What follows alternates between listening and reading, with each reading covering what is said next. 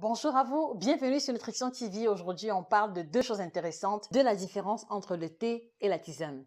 D'accord. J'imagine que beaucoup ne se sont même jamais interrogés s'il existait une différence entre les deux, mais il y a une différence fondamentale entre le thé et la tisane et c'est bien l'éclaircissement que nous vous apportons aujourd'hui.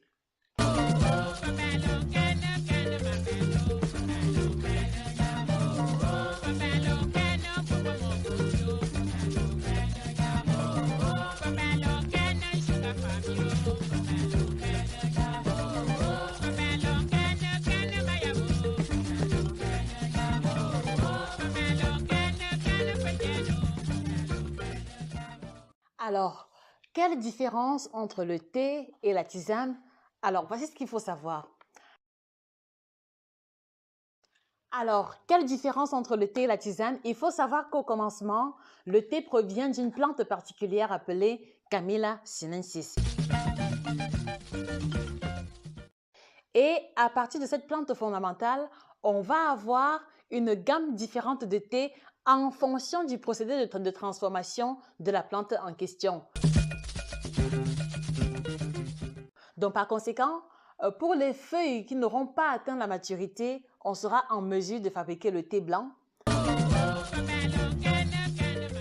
Pour les feuilles qui auront atteint la maturité, on va avoir le thé vert naturellement. Et maintenant, pour les feuilles qui auront atteint la maturité et qui vont subir la fermentation à des degrés plus ou moins différents, on va avoir ou le thé noir, ou le thé jaune, ou le thé rouge.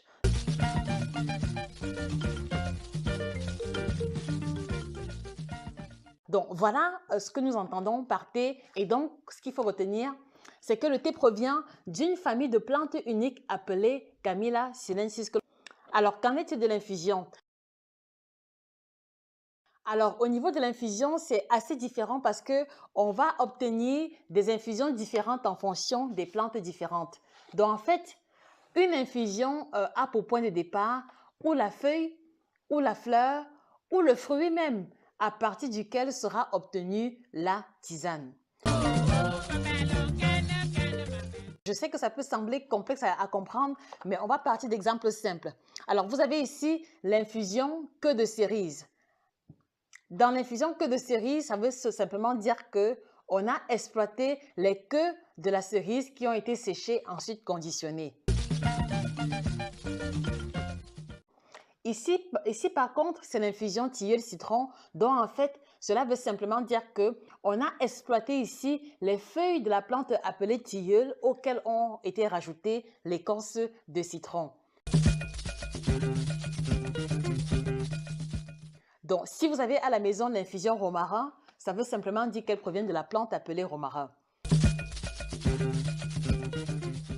Si vous avez à la maison l'infusion verveine-menthe, ça veut dire que dans l'infusion verveine-menthe, on a et des feuilles de verveine et les feuilles de menthe comprises à l'intérieur. Donc,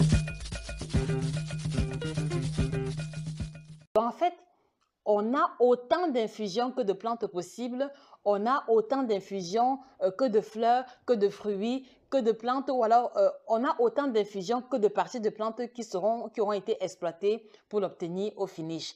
Voilà. Donc voilà la différence fondamentale qui existe entre le thé et la tisane. Alors maintenant, nous sommes d'accord que nous entendons également très souvent l'expression infusion. À quoi renvoie l'expression infusion? Alors l'infusion, en fait, c'est un mode de préparation. Un mode de préparation, pourquoi? Parce que le thé et la tisane vont subir ce qu'on appelle une infusion afin que nous obtenions la boisson chaude que nous consommons à la fin. Voilà. Donc, par conséquent, thé ou tisane, elles subissent tout le même procédé de préparation qui consiste à rajouter de l'eau chaude sur le sachet contenant les plantes isolées et laisser macérer, laisser infuser tel que le verbe l'indique bien afin que soit transféré dans l'eau chaude tous les principes actifs supposés être contenus dans les plantes en question. Donc, en fait, l'infusion est un mode de préparation. Donc, par conséquent, s'il faut rentrer dans notre contexte camerounais, les feuilles de manguier ou alors l'écorce de manguier sont bel et bien des tisanes. Voilà. Cela veut aussi dire que les feuilles d'eucalyptus ou alors l'écorce d'eucalyptus qui est souvent exploitée pour lutter contre le rhume sont des tisanes. Mais tandis que quand on va parler de thé, ce sera essentiellement un produit qui vient en sachet sous cette forme-ci.